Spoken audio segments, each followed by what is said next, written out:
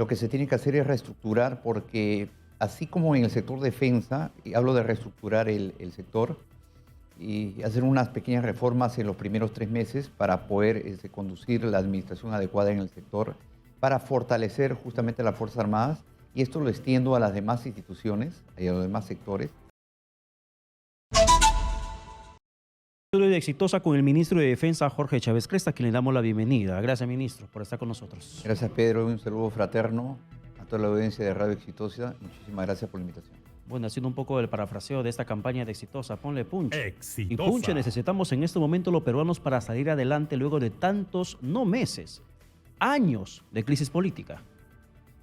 Sí, yo pienso de que lo que debemos de reorientar es tratar de llevar a cabo una adecuada gestión pública con funcionarios idóneos y adecuados para sacar adelante a nuestro país. Y hay los funcionarios idóneos, entiendo, en varias tiendas políticas como también corrientes ideológicas, pero lo que falta es la capacidad de un buen gobierno que en estos momentos estamos careciendo, o al menos hemos carecido en el periodo de Pedro Castillo, ministro. Sí, yo pienso de que hay dos momentos, ¿no? A partir de julio de 2021 hace algunos días, hemos tenido un formato de gobierno en el sentido de repente no considerar a los funcionarios adecuados en el desarrollo de las competencias y las funciones en cada uno de los sectores para solucionar los problemas que verdaderamente necesita nuestro país para encumbrar su desarrollo, ¿no? Y eso ha llevado a que existe status quo o incumplimiento de políticas a desarrollarse y traiga como consecuencia una crisis política que hemos estado en los últimos días. En los últimos días la situación ha sido bastante complicada para el Perú, pero ¿cuál es la realidad en estos momentos? ¿Cuál es el diagnóstico que tiene usted dentro de su cartera? Bueno, yo tengo que hablar sobre mi cartera en dos aspectos, ¿no? El primero es de que lo que se tiene que hacer es reestructurar porque así como en el sector defensa, y hablo de reestructurar el sector y hacer unas pequeñas reformas en los primeros 3 meses para poder conducir la administración adecuada en el sector, para fortalecer justamente las Fuerzas Armadas, y esto lo extiendo a las demás instituciones y a los demás sectores, en el sentido de que por la alta rotación que ha habido de ministros, viceministros, funcionarios, ha hecho de que no se llegue a objetivos que están planeados y desarrollados en las políticas públicas de cada uno de los sectores. Pongo un ejemplo y una situación que es necesario mencionar. Es como que yo he llegado al Ministerio de Defensa y parece que hubiera retrocedido en el tiempo a julio de 2021. No se ha avanzado prácticamente nada. Y creo que es necesario fortalecer la meritocracia. Y si nosotros estamos, porque escuchamos unos comentarios, pese a toda esta crisis política, nuestra economía está estabilizada. ¿Y por qué? Eso no es azar del destino, porque se ha garantizado la permanencia de los funcionarios adecuados, tanto en el BCR como aquellos técnicos y funcionarios en los diferentes sectores que han permitido sostener al Estado, y gracias a ellos estamos en esta estabilidad económica que no nos ha afectado mucho la crisis política. Aunque para muchos no es tan estable, sino estancada, porque no estamos ni bajando ni creciendo, estamos estancados económicamente. Pero ahora, ¿cuál es la situación de las Fuerzas Armadas en el marco de este estado de emergencia que estamos en el país? ¿Van a seguir en las carreteras? ¿Van a seguir en instalaciones críticas estratégicas como aeropuertos? Mire, en el marco legal y en el rol de las Fuerzas Armadas es apoyar el control del orden interno. En la declaratoria de estado de emergencia, hay que decirlo claramente, de que las Fuerzas Armadas apoyan la intervención de la policía para garantizar el orden interno. Las Fuerzas Armadas no intervienen de manera directa. Lo que quiero ser claro y enfático es de que en lamentar la pérdida de 27 ciudadanos por esta crisis que ha habido o por esta conflictividad social, ¿no? Pero así como le he dicho en otros medios, en el sentido siguiente de que será el titular de la acción penal que lleve a cargo las investigaciones desde el Ministerio de Defensa por instrucciones del señor Premier y la señora Presidenta. Se está garantizando todo tipo de transparencia para que se llegue a determinar las acciones, particularmente en la zona de Ayacucho. Yo sé que en estos momentos usted nos habla como ministro, pero cuando sucedieron los hechos no era ministro de Estado. Así es. ¿Las Fuerzas Armadas actuaron con prudencia en esas responsabilidades que se les atribuye por víctimas mortales, por ejemplo, mire, en particular en Ayacucho, y lo que pasó también durante el desbloqueo de carreteras en Chala, Arequipa? Sí, mire, yo no quiero evadir las preguntas, pero lo que yo no quisiera hacer en mi calidad de ministro de Estado es hacer una interferencia política sobre lo que debe de llevar a cabo el titular de la acción legal, que es el Ministerio Público que le corresponde. Ya. ¿Ya? Entonces, ministro, le cambio la pregunta. ¿Hay razones justificables para investigar? Pero mire, cuando existe un homicidio calificado, porque eso lo está viendo el Ministerio Público, por supuesto que hay razones para iniciar las investigaciones y determinar la veracidad de los hechos, ¿no? Lo que se le pide al Ministerio Público, y creo que está actuando así, es la objetividad en cada uno de los hechos relacionados. Y quiero ahondar mi respuesta en el siguiente. Mientras nosotros estamos hablando, ya acaba de aterrizar el avión de la Fuerza Aérea del Perú en la ciudad de Ayacucho, llevando a los integrantes de la Comisión Interamericana de Derechos Humanos para que ellos, en el marco de esta transparencia, puedan estar con las autoridades civiles, con las autoridades militares, y que puedan recabar toda la información correspondiente a los hechos suscitados en la ciudad de Ayacucho. Yo sí, como ministro de Estado, con instrucciones del Premier y de la señora Presidenta, garantizo todo el apoyo para la transparencia en el trabajo que tiene que hacer la entidad responsable, que es el Ministerio Público, que es como titular de la acción penal. Y no el fuero militar, como en su momento deslizó la presidenta Boluarte. No, pero eso ya fue aclarado por el señor Premier en su calidad de ministro de Defensa, en el sentido de que cuando se produce este tipo de acciones o de delitos, llamemos así, como son el homicidio, dependiendo de la tipificación que le debe de dar la autoridad correspondiente, como es el Ministerio Público, ahí se llevarán a cabo las acciones correspondientes. Genocidio. De eso se lo denunció ayer a la presidenta Boluarte y al exministro de Defensa, ahora jefe de la PCM, Alberto Otárola. ¿Comparte usted esa imputación? Me he enterado en la mañana, creo que una señora congresista ha presentado ante la Corte Interamericana de Derechos Humanos. Yo no comparto, respeto, porque cada ciudadano tiene el soberano derecho, por eso estamos en democracia, de presentar las denuncias correspondientes. Serán las instancias que determinen si las acciones se llevaron tal como se presenta la denuncia o de acuerdo a la veracidad de los hechos. ¿Qué significa genocidio? A ver, en el término netamente de lo que en su momento de forma histórica alguien ha perpetrado, como el caso de Hitler. ¿Qué significa el genocidio como para decir que Dina Boluarte y el exministro de Defensa, Alberto Otárola, son responsables de este acto perpetrado? Yo creo que el genocidio es una palabra muy inexacta para la situación actual, porque el genocidio viene a ser una aniquilación sistemática de la vida humana, planeada y organizada. En este caso no ha sido así, ¿no? Cuando hablamos de genocidio, significa de que yo tengo un plan para aniquilar a un determinado grupo de personas por un interés ya sea ideológico o interés político, de tal manera como sucedió lamentablemente con la población judía en los campos de exterminio que hicieron en la Segunda Guerra Mundial. Y creo que ese ejemplo, o ese hecho lamentable histórico que hizo Hitler, creo que no se puede volver a repetir nunca más. Por eso creo que el término genocidio no es el apropiado. Cada ciudadano, en este caso la señora congresista, puede tener todo el derecho, pero creo que las instancias internacionales ya tipificarán de acuerdo a los hechos que realmente se han producido, ¿no? ¿Usted cree que esa denuncia solamente busca enervar mucho más la tensa calma que en estos momentos se da en el país? Sí, yo creo de que el escenario que hace unos días trajo la convulsión social y que había unos requerimientos por parte de la población en su justo derecho de pedir que se adelanten las elecciones, creo que ha cambiado con la línea que tanto la señora presidenta como el actual premier se presentaron a través del ministro de Justicia ante el Congreso. Creo que ya ha sido aprobado por el Congreso.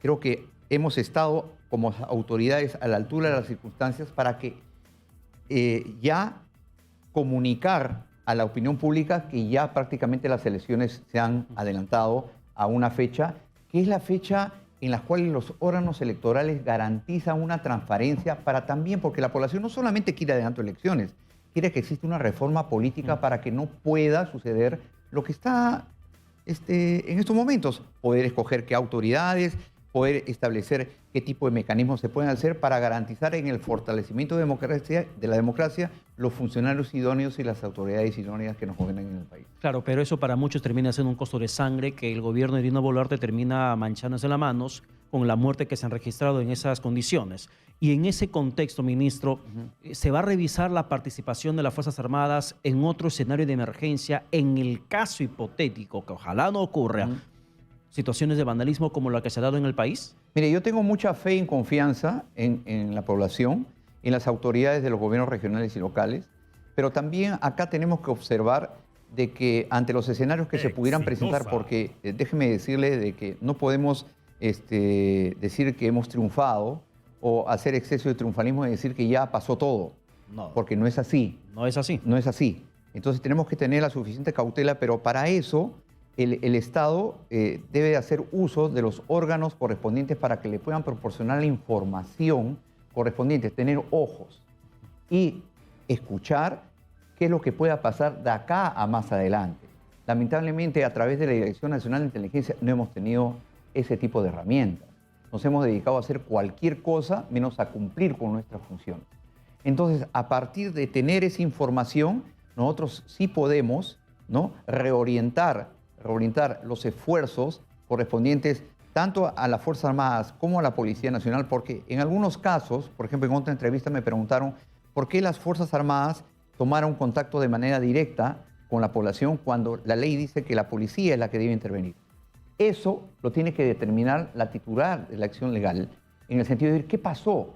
Se dice a priori de que no permitieron que la policía pueda salir de sus instalaciones para justamente provocar este escenario. Pero eso, yo no quiero como ministro interferir políticamente en las acciones que tiene que llevar a cabo la titular de la acción penal. Lo que yo sí puedo garantizar es la total transparencia y poner a disposición las correspondientes acciones para que la titular de la acción penal, que es el Ministerio Público, y los miembros de la Corte puedan llevar a cabo de manera transparente y correcta su trabajo. Claro, eso comparto plenamente, pero la pregunta iba en el sentido, si tras la situación y de la responsabilidad que se le atribuye a las Fuerzas Armadas de las muertes registradas, de algunas de esas registradas, se va a revisar o se va a evaluar la permanencia de las Fuerzas Armadas o la salida otra vez de los cuarteles ante otra situación de emergencia que se pueda dar en esos mismos extremos. Claro, eso dependerá del estado de convulsión que se ocurra o que se produzca en determinada área geográfica. Pero lo que yo quiero decir, el escenario ha cambiado y lo que se tiene que llevar a cabo y se está llevando a cabo es la presencia de autoridades en conversaciones con las dirigencias, con las personas para garantizar a nivel nacional este diálogo, porque no solamente es el adelantar las elecciones, otros requerimientos, sino que hay mucha demanda insatisfecha. Lo que ha cometido el error el anterior gobierno es ir y prometer de 1 hasta 100, cuando verdaderamente, por los recursos que se tiene, por los plazos establecidos, yo puedo llegar hasta 10, 15. Entonces, tengo que recuperar esa confianza con la población, establecer un mecanismo de diálogo y ahí se determinará, en función del comportamiento que están llevando a cabo, ir levantando el estado de emergencia de manera focalizada en cada una de estas zonas en donde se ha producido esa convulsión. Yo tengo mucha fe en virtud de la estrategia que nosotros estamos desarrollando, de que en los próximos 30 días comencemos ya a levantar al 100% de cada una de estas zonas. No se quiere establecer un estado de emergencia a nivel nacional, pero con el estado de emergencia se garantiza el control del orden interno en apoyo de la policía.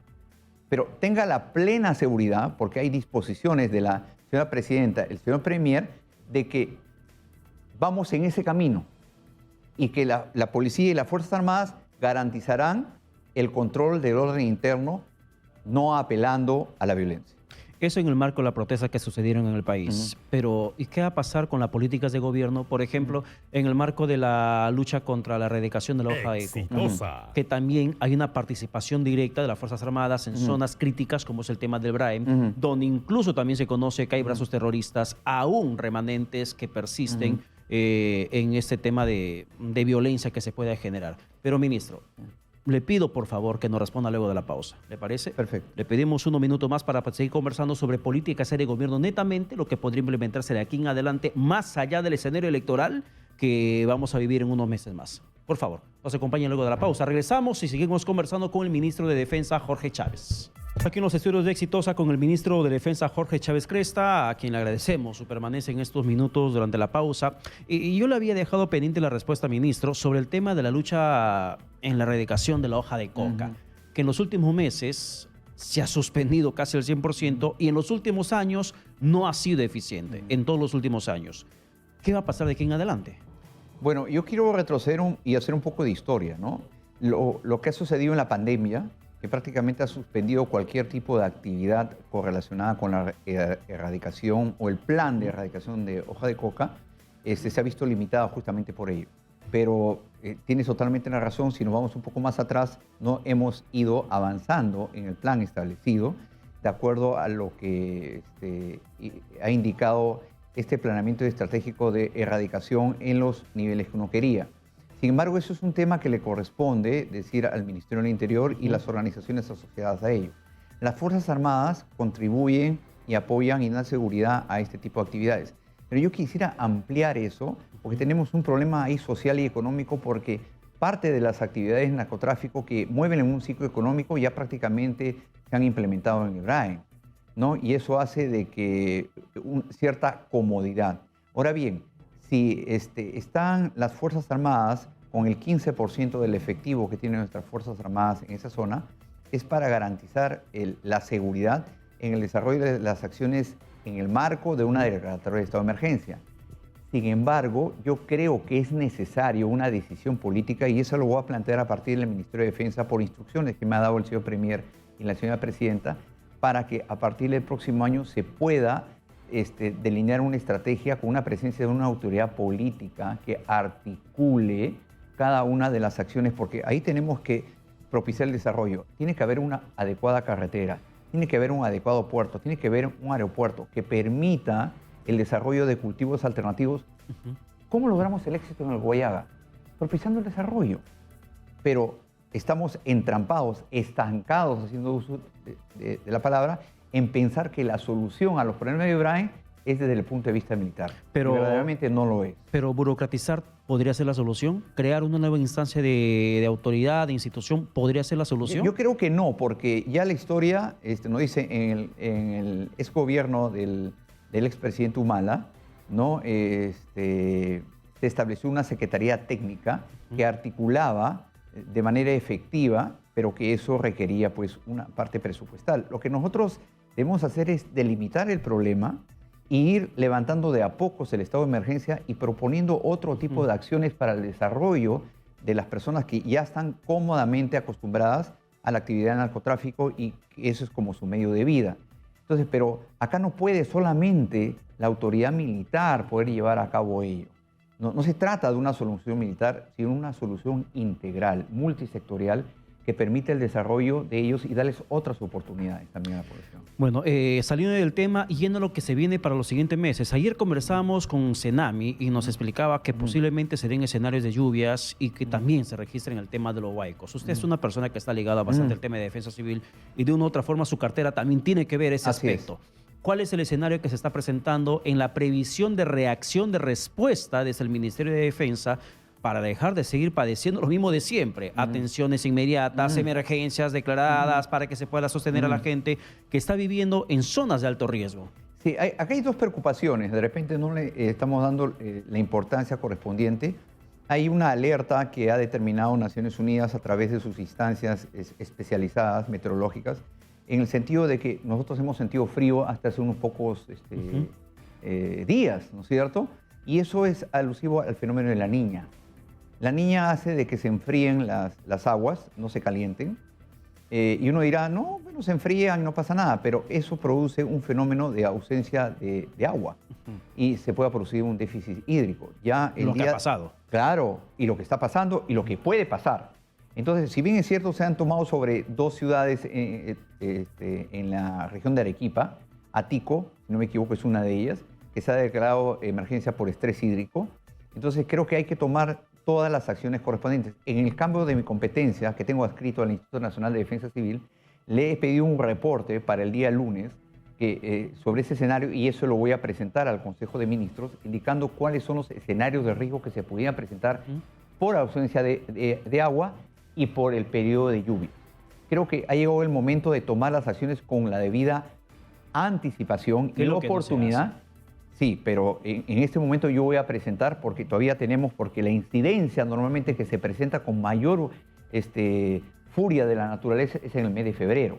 Entonces, si tomamos todas las acciones correspondientes para administrar los recursos y desplegar a las entidades de que puedan reforzar, que puedan mitigar y reducir el riesgo, creo que sí podemos llegar a un buen puerto, a diferencia de otros años. Pero ¿cuáles son las responsabilidades que tienen los gobiernos locales? Porque siempre hay instancias de intervención en el Sistema Nacional de Gestión de Riesgo y de Desastres. Hay instancias. Y siempre se está esperando que solamente el gobierno nacional, INDECI nacional, intervenga. Así es. Pero ¿cuál es el nivel de responsabilidad de las autoridades entrantes o el nivel de coordinación que tiene que existir con las autoridades que entran en funciones desde el 1 de enero? Esa es una muy buena observación. Lo que sucede es que nuestro Sistema Nacional de Gestión de Riesgo de Desastres no está integrado. Tenemos al INDECI por un lado, tenemos al CNEPER por otro lado, tenemos a la comunidad científica por otro lado. Lo que se propone, y también se va a hacer a través del Ministerio de Defensa, y eso no significa evadir responsabilidades, es de que se establezca una autoridad nacional de gestión de riesgo de desastres. Y eso es un modelo ya practicado por otros países en el sentido de integrar a todos, desde el más alto nivel hasta el último, y exigir a los gobiernos locales que tengan las personas competentes. No estamos generando competencia en la administración de vidas en lo correspondiente a la gestión de riesgo de desastres, y lo tenemos que hacer. Es una necesidad. Nuestro país es propenso a los fenómenos naturales, y eso tiene que llevar a cabo de tal manera de que los gobiernos locales puedan tener las competencias, puedan tener los medios disponibles para poder responder ellos en un primer nivel. Lo que está ocurriendo, y cito tus palabras, es de que sucede una emergencia, por más nivel que sea, y volteo al gobierno nacional. Y eso no es lo correcto. Pero tenemos que reorganizar y reformar para poder lograr una adecuada articulación. Todos los países lo tienen. Al norte tenemos al Ecuador, al sur tenemos a Chile, tenemos a Colombia, tenemos todos los países que siguen un modelo de articulación, pero nosotros, al parecer, tenemos que aprender o desaprender de trabajar aisladamente, y tenemos que trabajar integralmente. Y cuando hablamos de gestión de riesgo de desastres, hablamos de algo esencial, estratégico, por tema de costo social, costo económico y el costo de vidas humanas, que muchas veces nos duele a los peruanos en cada situación de emergencia que se pueda tratar en el tema de Huaycos, casas destruidas, personas desaparecidas. Es una situación dolorosa que atravesamos. Pero esa integración del sistema de gestión de riesgo, ¿demora en hacerlo? ¿Va a demorar? ¿O es que es un proceso solamente técnico y de voluntad política? Yo creo que cuando hay una voluntad política, esto en menos de 3 meses, 90 días, está solucionado, ¿no? Pero tenemos que ir avanzando de manera paralela qué acciones se van a tomar, y no esperar a que recién esté articulado e integrado el Sistema Nacional de Gestión de Riesgo de Desastres. Creo que sí estamos en la capacidad, pero nosotros como país erróneamente somos reactivos y no tenemos una cultura de prevención. Yo coincido en lo que has manifestado, de que nosotros tenemos que prever lo que nos pueda pasar para poder tomar las acciones necesarias y garantizar la vida humana. Ministro, para ir cerrando, el Diario Expreso informa que hay una situación de polémica dentro del ejército. El ex comandante general, Walter Córdoba, ¿usted pretende reponerlo en la cartera? ¿En el ejército, perdón? A ver, yo creo que hay que ubicarnos... Ubicado en el contexto primero, Walter Córdoba ha sido el comandante general del ejército, un poco para que la gente pueda escuchar e entender lo que vamos a conversar. Walter Córdoba ha sido el comandante general del ejército que renunció minutos antes de que Pedro Castillo pretendiera este golpe de Estado. Así es. Él ha renunciado y luego dijo que renunció porque le pedían precisamente controlar el ejército para que pueda avalar este golpe de Estado. Él renunció. La renuncia no se hizo efectiva inmediatamente. Recién hace unos días atrás se materializó y David Ojeda es el nuevo comandante general del ejército. Y ahora surge la situación, la información de que a este comandante general que renunció antes del golpe de Estado se le pretende reponer en el ejército. Creo que esa información es inexacta. Y yo el día de ayer, cumpliendo la normatividad legal dispuesta por la jefe suprema de las Fuerzas Armadas, la señora presidenta, he reconocido al general de ejército, David Ojeda Parra, como comandante general del ejército, ¿no? Y ayer se ha hecho también una ceremonia de despedida al señor general de división, Walter Córdoba Alemán, en el sentido de que no, al parecer no, la información que me has proporcionado no es exacta, porque lo hemos despedido con todos los honores correspondientes. Y es más, yo tuve unas palabras rompiendo el protocolo, pidiendo el reconocimiento del señor general Walter Córdoba Alemán y agradeciéndolos por los servicios prestados a la nación, tal como lo ha hecho la resolución expedida por la jefa suprema de las Fuerzas Armadas, la Presidenta de la República. Entonces, ese es por un aspecto, ¿no? Yo pienso que esas son especulaciones que no se van a dar, porque ya es un hecho firme lo sucedido el día de ayer. Yo sé que puede existir especulaciones o posiciones al respecto. En el caso del general Walter Córdoba, la información es exacta, que él materializó su renuncia por asuntos estrictamente personales, y esa resolución fue tomada, ¿no?, por el señor Premier cuando ejercía como ministro de Defensa, y se aceptó su renuncia, y por eso se ha procedido de acuerdo a las normas y no se ha vulnerado porque ninguna normatividad en el escalafón, porque el que seguía era el general. Y sobre eso también le quiero preguntar, ¿qué va a pasar con los casos de ascensos? ¿Es cierto que se pretende anularlos? No, en ningún momento. ¿No? Yo no he pedido ningún tipo... Hoy día que tengo reunión con los altos mandos, quiero dar disposiciones correspondientes a eso, ¿no?, en el sentido de que comuniquen. Lo que está faltando por intermedio de las instituciones es mayor comunicación con el personal, en el sentido de que cuando se generan esas especulaciones, que desde mi punto de vista son, porque no tienen una afirmación ni sustento legal que se pueda hacer eso, ni siquiera ha estado en la agenda de trabajo, pero creo que es necesario hacerles recordar a los comandantes generales una tarea de comunicar a su personal de que eso no se está produciendo, ¿no? Ahora, ministro, para terminar, el reconocimiento a la presidenta Dina Boluarte como jefa suprema del Comando Conjunto de las Fuerzas Armadas. ¿Cuándo se va a materializar esto como un acto? Porque entendemos que hay un tema de ceremonia protocolar, la que termina generándose, que hasta el momento no se ha dado. Yo le agradezco la pregunta, ¿no?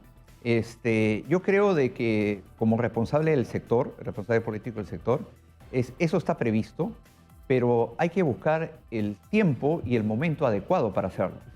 Creo que desde mi punto de vista, yo asumo esa responsabilidad, no es el tiempo ni el momento adecuado, porque hay temas de agenda que son prioritarios en estos momentos, y que en su momento, cuando baje la intensidad de esta crisis política y de que la población entienda que las Fuerzas Armadas están, como siempre lo han estado, para proteger a su comunidad, podremos hacer estos temas de reconocimiento o temas que ahora no están dispuestos en la agenda. Ya, ¿el reconocimiento, ministro, es un acto netamente protocolar o es consecuencia directa de que una persona sea presidenta del país? En ese caso, Dina Boluarte. Dina Boluarte asume, juramenta como presidenta y naturalmente ella, las Fuerzas Armadas, la reconoce como jefa suprema, ¿o es que necesariamente tiene que pasar por un acto de reconocimiento? No, es un acto protocolar, ¿no? Es un acto que evidencia el reconocimiento de los altos mandos de las Fuerzas Armadas hacia la Presidenta de la República. Pero desde el momento, y lo garantiza la Constitución, la Presidenta de la República, o en este caso el Presidente o la Presidenta, tal como está materializada en la Constitución, es el jefe o jefa suprema de las Fuerzas Armadas. Entonces tiene línea de mando. Por supuesto, por supuesto. Cuando se escucha varios comentarios y que hablan de que el liderazgo debe ser civil sobre las Fuerzas Armadas, está garantizado. Está garantizado, porque la jefa suprema de las Fuerzas Armadas es la Presidenta, ¿no? Y los miembros de las Fuerzas Armadas están subordinados al orden constitucional, ¿no?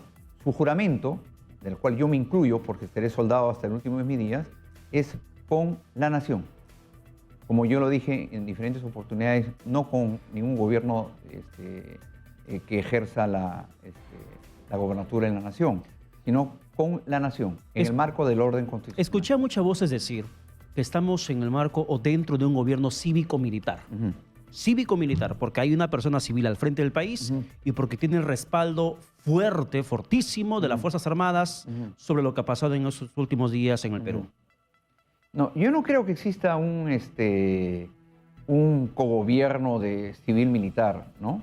El hecho de que el jefe del Comando Conjunto de las Fuerzas Armadas haya salido en televisión, eso no hace que sea deliberante, sino que ha salido para informar ante la presidenta y el Consejo de Ministros lo que viene sucediendo en el país.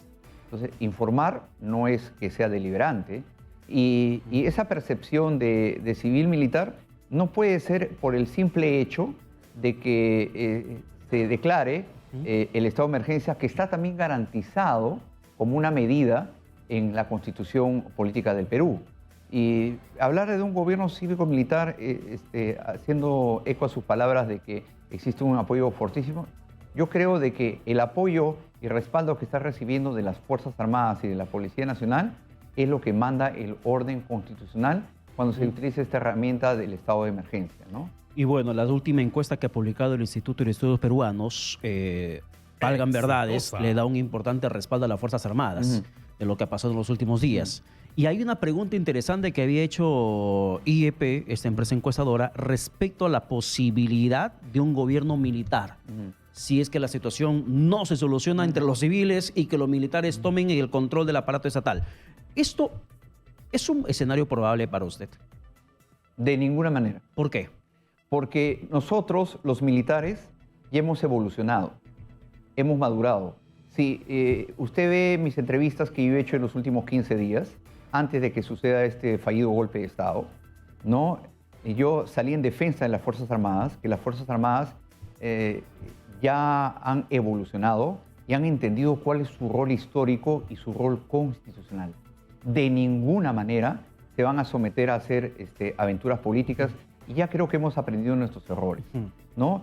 Las Fuerzas Armadas están para garantizar el orden constitucional y proteger y servir a su nación. Aunque hay muchos que extrañan el periodo de Velasco, por ejemplo. Yo pienso de que esa frase que dice de que estamos acostumbrados a tocar los timbres de los cuarteles, creo que, y lo garantizo, está totalmente erradicado del pensamiento que puedan tener nuestras Fuerzas Armadas.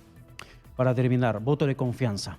Hay bancadas que han dicho que no le van a entregar el voto de confianza. Mucho más aún entendiendo que hay una mancha de sangre en el gobierno del presidente Boluarte y responsabilizando la ahora premier Alberto Tarola, que antes estuvo en la cartera que hoy ocupa usted.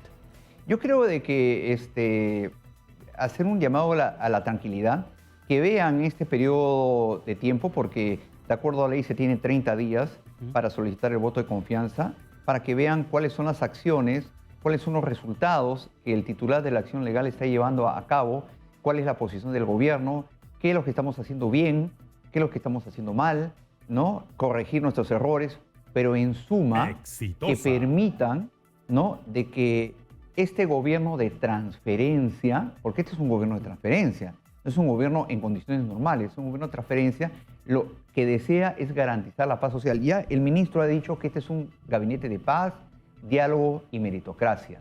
Por lo tanto, nosotros tenemos que cumplir en ello, y yo insto, y yo también voy a, en el ámbito de mi responsabilidad, presentarme ante la Comisión de Defensa para garantizar y informar todas las acciones que se está haciendo, porque es mi responsabilidad.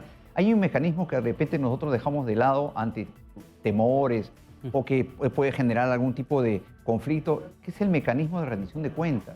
Creo que nosotros debemos de transparentar cada uno de nuestros actos y ir sobre las autoridades, ir al Congreso, informar, dialogar, conversar y ver cuál es la línea que nos hemos trazado desde el sector, y creo que así también lo está haciendo la señora presidenta y el señor premier. Pero en estos momentos, por ejemplo, ¿usted cree que la bancada de izquierda, que son las que anunciaron que no van a dar el voto de confianza, tienen una sensación de revanchismo sobre el gobierno de Dina Boluarte? Yo pienso de que lo que debe de haber es velar por los intereses del país y dejar de lado de repente los apasionamientos que de una u otra parte pueden haber. Yo no quiero emplear esas palabras de revanchismo, porque lo único que hace daño el enfrentamiento entre autoridades es de que la población se vea perjudicada con cada uno de los actos que hacen, ¿no? La población espera de sus autoridades resultados, esperan pasar en esta época navideña, los pequeños empresarios trabajar, la población está tranquila, pero por sobre todas las cosas es ver en sus autoridades que están trabajando por ellos. Porque eso de revanchismo, pelearme uno contra otro, no nos lleva a nada. Exitosa. Yo creo que este es un momento de buscar la unidad y ver de acá al año 2024, llevar a cabo las reformas políticas que corresponde para garantizar un proceso transparente, correcto, y podamos elegir unas nuevas autoridades que nos permitan solucionar nuestros problemas y llevar al desarrollo del país. Bueno, solucionando problemas, además tomando decisiones. Toque de queda, ¿se va a evaluar lo que está pasando en otras regiones del país en estos momentos? Sí, como le he dicho, los ministros se están desplegando, hay todos los, en un determinado periodo de tiempo, hay reuniones en el Consejo de Ministros para ir evaluando cómo va el comportamiento en cada una de las regiones a través del mecanismo de diálogo. Si se encuentra o se determina como consecuencia de ese análisis que una región ya no hay ningún tipo de acciones violentas que atenten contra el patrimonio privado o estatal y que todo está en la normalidad, por supuesto, en coordinación con las autoridades, se levantará la inmovilización social y el estado de emergencia. Pero es también bastante cierto que para que se haya desatado todo el cognato de violencia que lindaba con actos terroristas, no estoy calificando como terroristas a las personas que han participado, pero que lindaba con actos terroristas, es porque ha fallado el tema de inteligencia. ¿Qué se va a hacer para evitar ese mismo escenario? Porque pueden generar una pacificación en estos momentos y se puede desatar otro cognato de violencia mediante las protestas de aquí dentro de poco tiempo. Sí, mire, todos los organismos deben de cumplir sus funciones. Yo no puedo asumir una responsabilidad y salir de las competencias y las funciones que tengo que llevar como responsable de un sector. Y eso ha pasado con la Dirección Nacional de Inteligencia. Se han dedicado a hacer otras cosas, menos de producir inteligencia estratégica que le permita al Consejo de Ministros y al Estado alertarlos sobre lo que iba a pasar. Por eso yo, en la narrativa de mis declaraciones, he dicho que hemos estado ciegos y sordos. O sea, no hemos visto nada. Porque si hubiéramos tenido una inteligencia estratégica adecuada, y creo que ya se tomó las acciones correspondientes de cambiar a la persona que había sido designada, sin mencionar nombres por una cuestión de ética, y nombrar a otra persona que sí tiene las capacidades, es determinar escenarios y alertar sobre las posibles acciones que se puedan tomar en desmedro de la tranquilidad de los peruanos. Entonces, yo, para parafrasear eso, cuando yo estoy del lado de la violencia, estoy del lado de la ilegalidad. Porque creo que todo ciudadano sí tiene derecho a protestar. Esa es la democracia, ¿no? Yo tengo el derecho a expresarse libremente si estoy en contra de algo. Pero cuando ya lindo con acciones en contra de la seguridad de la población, del patrimonio del Estado y que atenta contra prácticamente la tranquilidad y el derecho de bienestar de las personas, creo que ahí se deben de tomar las acciones. Pero para ello debemos nosotros tener las informaciones para poder actuar. Tengan la plena seguridad y tengo la plena confianza que con el transcurso de los días y a través del mecanismo de diálogo que están iniciando todos los ministros por disposición del señor Premier y de la señora Presidenta, vamos a arribar a un clima de estabilidad y esperar las próximas elecciones que con las reformas políticas garanticen, como dijo, la solución y que puedan solucionar las demandas insatisfechas de nuestra población. Ministro, muchas gracias por su presencia. A ustedes por la oportunidad. Bien, vamos a estar pendientes de lo que pasa en toma de decisiones dentro de su cartera, como también del gobierno. Bien, vamos a la pausa. Regresamos con lo último aquí en Hablemos Claro.